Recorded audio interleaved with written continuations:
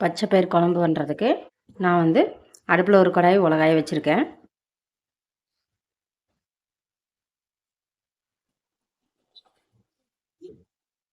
பாருங்க உலை காஞ்சிட்டு இருக்குது.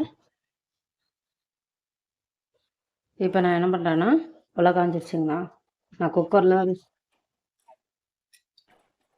பொங்கி வருங்கிறதுனால பெரிய குக்கரில் ஓப்பனாக வச்சு தான் இது பண்ணுறேன். சுடு தண்ணி நல்லா கொதி விட்டுறது, அதை எடுத்து இதில் ஊற்றிடுறேன். ஊற்றிட்டு அடுப்பில் வச்சு நல்லா கொதிட்டோம். கொதி வந்ததுக்கப்புறம் பார்க்கலாம்.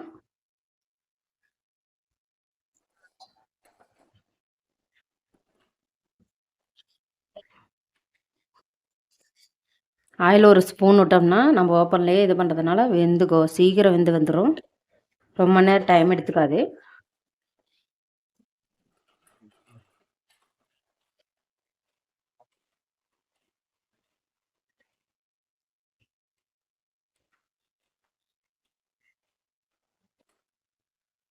மூடி போட்டு மூடி வச்சிடலாம். அதுக்குள்ளே சீரக மிளகாய் நுணுக்கிட்டு வந்துடலாம்.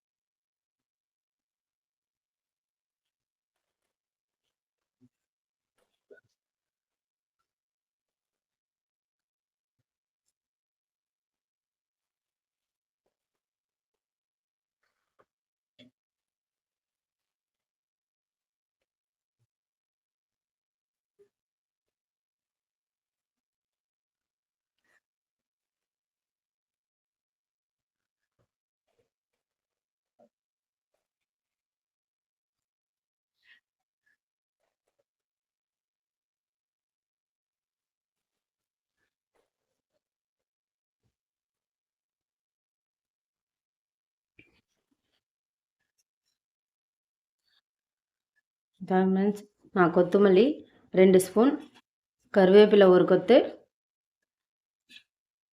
2 ஸ்பூன் சீரக மிளகு எடுத்திருக்கேன். இது எப்படி நுணுக்கிட்டு வருதுன்னு பார்க்கலாம். 4 பல்லு பூண்டு எடுத்திருக்கேன். இது எடுத்து இதில் காட்டல. பாருங்க, பெரிய பாத்திரம் பெருசாக வச்சேன். முதல்ல வச்சது சின்ன பாத்திரமா வச்சேன். அது கொதி வந்ததுன்னா நல்லா பொங்கி வந்துடும். ஏன்னா ஓப்பனில் வச்சு தான் வேக வைக்க போகிறோம் பாத்திரத்தில், குக்கரில் இல்லை. குக்கர்லன்னா பொங்கி வராது. அதனால தான் நான் குக்கருக்கு மாற்றி வச்சேன். இப்போ நம்ம நுணுக்கி வச்ச சீரக மிளகா போட்டுடலாம்.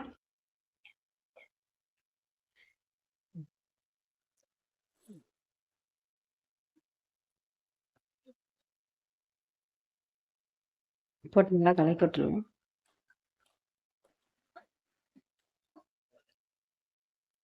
பருப்பு இன்னும் நல்லா வேகட்டும். இன்னும் வேகலை. இப்போ தான் பருப்புக்கே சூடு இறங்கியிருக்க மாட்டேங்குது. மூடி போட்டு மூடிடலாம். நான் ரசத்துக்கு 4 தக்காளி எடுத்துக்கிறேன். அதை இதுக்குள்ளே போட்டு எடுத்துடலாம், வேக வச்சிடலாம். பருப்புக்குள்ளேயே தனியாக வேக வைக்க தேவையில்லை. வேக வச்சு எடுத்து ரசம் வச்சோம்னா சூப்பராக இருக்கும். அதனால் வேக வைக்கிறதுக்கு 4 தக்காளி போட்டு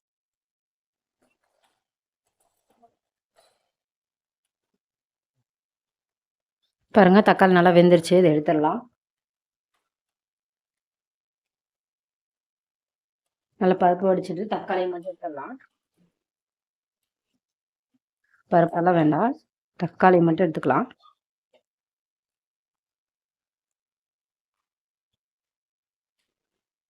ரொம்ப சூடாக இருக்கு.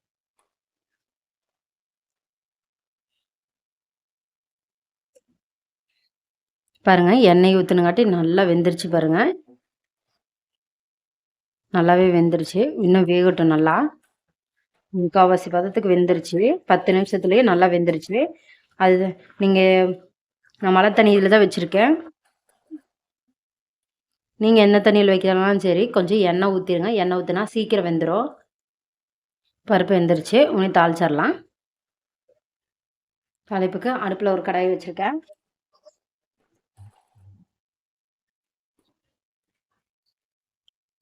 எண்ணெய் 2 ஸ்பூன் விட்டுக்கலாம்.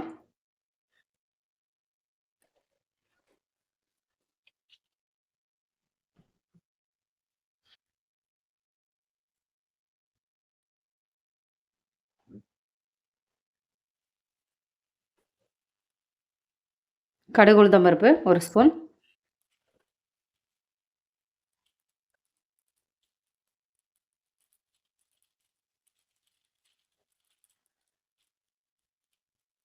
பொரிஞ்சதுக்கப்புறம்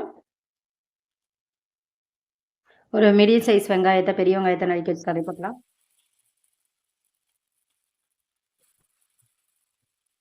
பொடி பொடியாக நறுக்கி வச்சுக்க போட்டுடலாம்.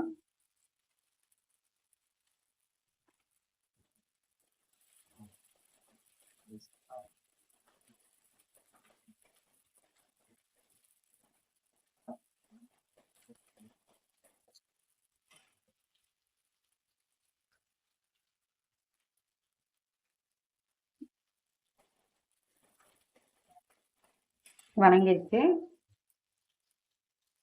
கருவேப்பிலை ஒரு கொத்து.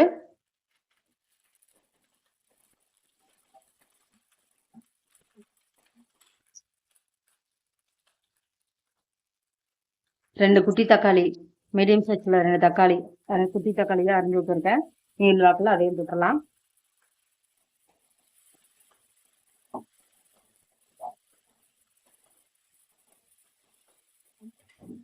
அடுப்பு சிம்மில் வச்சுக்கலாம். நான் பச்சை மிளகாய் எல்லாம் போடல. நீங்கள் பச்சை மிளகாய் போட்டாலும் நல்லாயிருக்கும். நான் 1.5 ஸ்பூன் வரமிளகாய் பொடி போடுறேன்.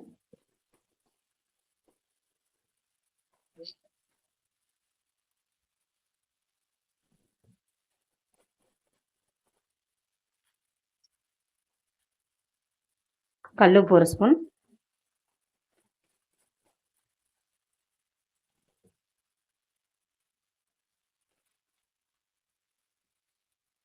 மஞ்சத்தூள் 1 ஸ்பூன்.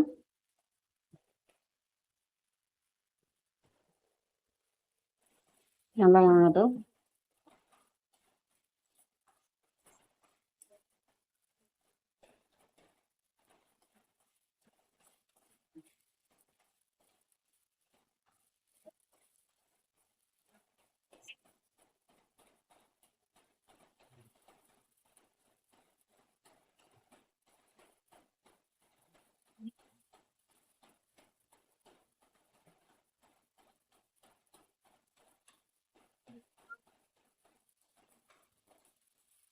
அதை சிம்மில் வச்சு நம்ம வேக வச்சு எடுத்த பாசிப்பருப்பு அதை ஊற்றிடலாம்.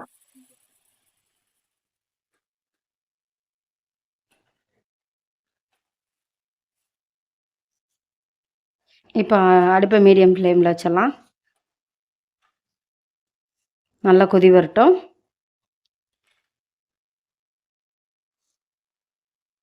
பாருங்க நல்லா கொதி வருது.